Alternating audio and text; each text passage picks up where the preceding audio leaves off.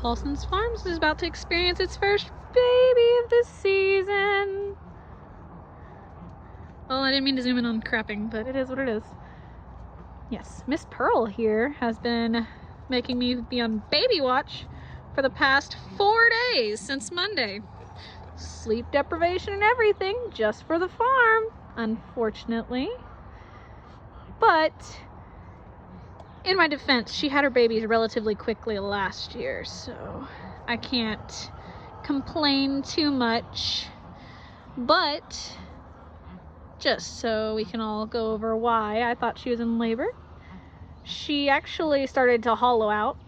So her babies, instead of being held high up in her chest cavity, they kind of dropped. You can't really see it right now because she's laying like a pancake. But when she stands up, she caves in on her sides of her spine, kind of like she just dropped all her weight. Like she's got like a beer gut just hanging low. And her udders right here have bagged up. They're definitely significantly larger, though that can be it can differentiate between different goats. Some goats bag up after they have kids, some goats bag up a week before they have kids. It just kind of depends. And you know, Miss Pearl here is living the dream. But she's been checking on her belly, she's been grunting, she's been bedding down constantly. She hasn't really wanted to do anything other than lay down, so being the loving goat mommy I am, I bring her feed and I give her lots of lovin's. She has been extremely miserable, as any goat would be when you have like a bajillion kids. But she's got the biggest telltale sign that she's going into labor, outside of those other signs I was mentioning, which can mean a variety of things. Every goat is different. She is just now starting to shed her mucus plug. Don't know if you can see it very well, but there's a little bit of a glistening.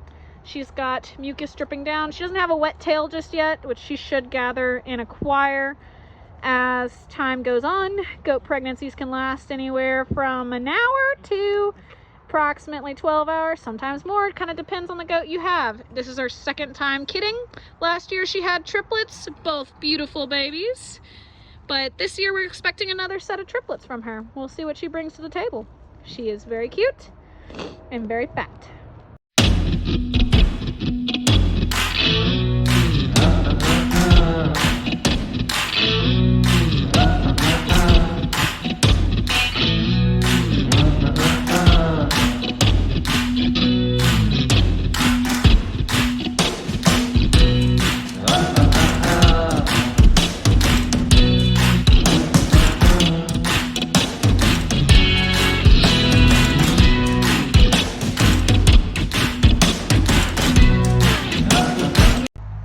Troublesome 3. Not allowed where Pearl is because I keep messing with her.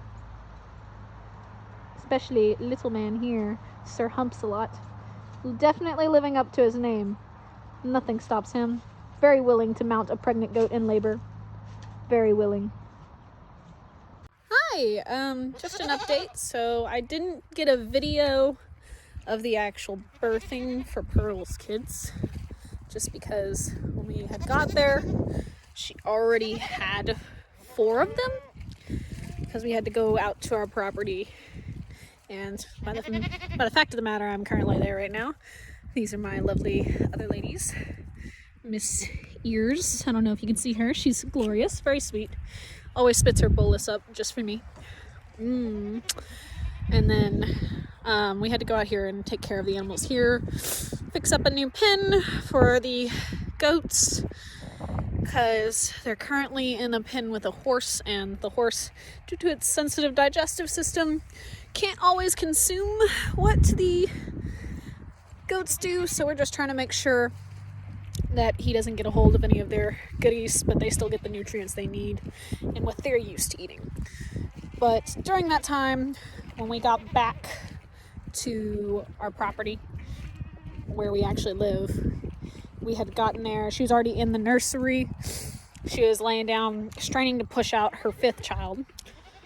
And like I said, there's already 4 that are already out. She had cleaned 3 of them. One of the 4 that were already out, a spotted one that looks just like Biscuit. but female, didn't make it. We assumed she didn't quite get cleaned off, and due to her nasal passages and mouth not being cleaned off properly, she might have suffocated. She also could have gotten laid on. There's also the chance that she was delivered wrong, because the last one, the fifth one, he needed assistance being delivered. Pearl was straining. She was not going to deliver him. There's no telling how long she had been trying to deliver him, but we had to step in. As much as I would have loved to record her actually giving birth, life has other plans. Also, you don't know me, but I like to set aside a certain amount of time to panic about every little thing before actually getting into action, which is horrible, because you can know what you want to do, you can know how to act before the moment ever happens, but sometimes in the moment you freeze, you panic, you don't know what to do, or you know what to do, but doing it is a whole nother matter. So she wasn't going to make it if the baby was still in there, but she definitely wasn't getting him out. We originally thought she was just delivering the rest of her afterbirth, but a little tail floating in the amniotic fluid gave us a clue that he was actually a goat in there. So after panicking, adrenaline rushing, I ended up cutting all of my nails, removing my rings, and basically washed my hands, lubed up, and got in there. It was interesting. I've palpated horses and cattle, but goats are definitely more small animals, so I definitely felt like I was going to mess everything up. But the original intention was to try and turn him around to deliver him properly. That didn't happen. We ended up delivering him backwards.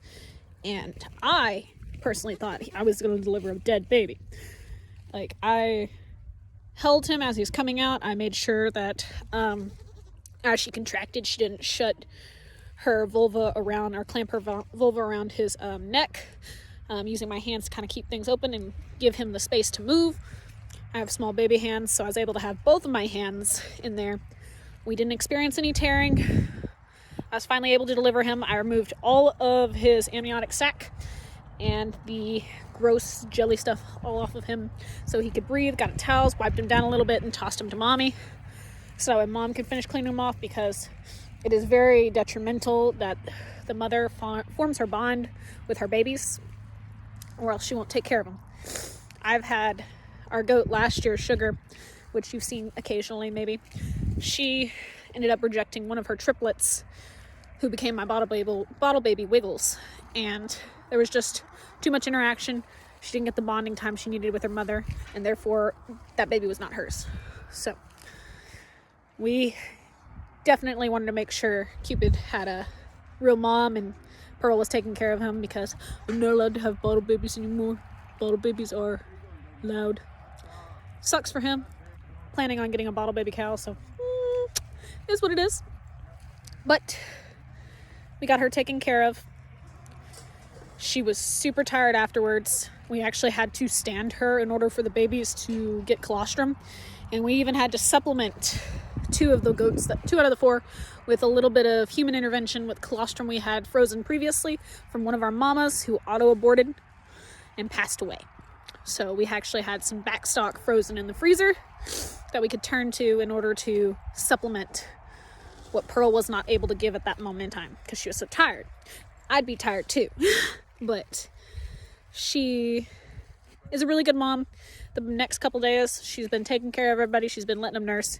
The only issue we're having now is they prefer one's udder to nurse versus the other, and the other one gets very, very swollen, and we just want to prevent mastitis. So what we've been doing is milking it till it gets down to the point where they can put their mouths over it, and they actually prefer to nurse on it, and then we store the rest of the milk just in case. So later on the line, say the babies get bigger, they need more milk, we actually have a backstock of milk to rely on.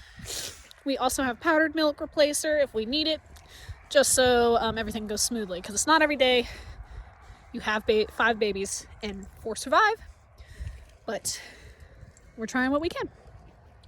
And I know this is a little chaotic, but we live in chaos, and being on a homestead I've learned in the past couple years that we've been running it is always chaos. Always chaos.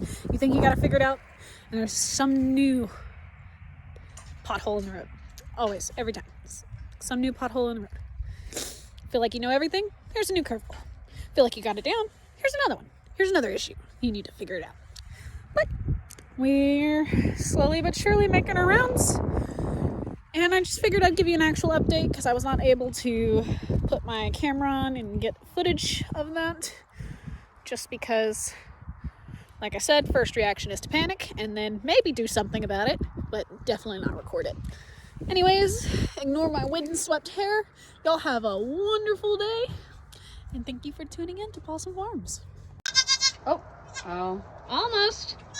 so close. Swing and a miss. Someone's a little closer than the others. The others are too busy. Mm-hmm. Look at them. Almost. Almost. We're figuring out. Maybe. Oh, hold on. Do we got a contact? Did we get one on the other side? Oh, we got one. Oh, We got one. One is attached. It is baby Coco. Oh, nope. We've lost contact. Oh, look at Brownie. I just named her Brownie, but whatever. She's like way off. She looks like a little doggy from the back. Her little butt. Sorry. Oh, there goes. Hey! Yes, scream. They're so sweet.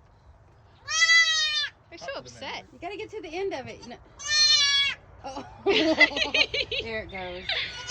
You're trying. Oh, hold on. We got a contact. Oh, We got contact. Oh, it slipped out. They're trying. They're I know learning. the feeling. Trust me. I'm recording. Oh, sorry. Oh, they're so very sweet. Oh, yeah, because he has people here and there's lots of noises out here. Look at that. Girlie, you did such a good job.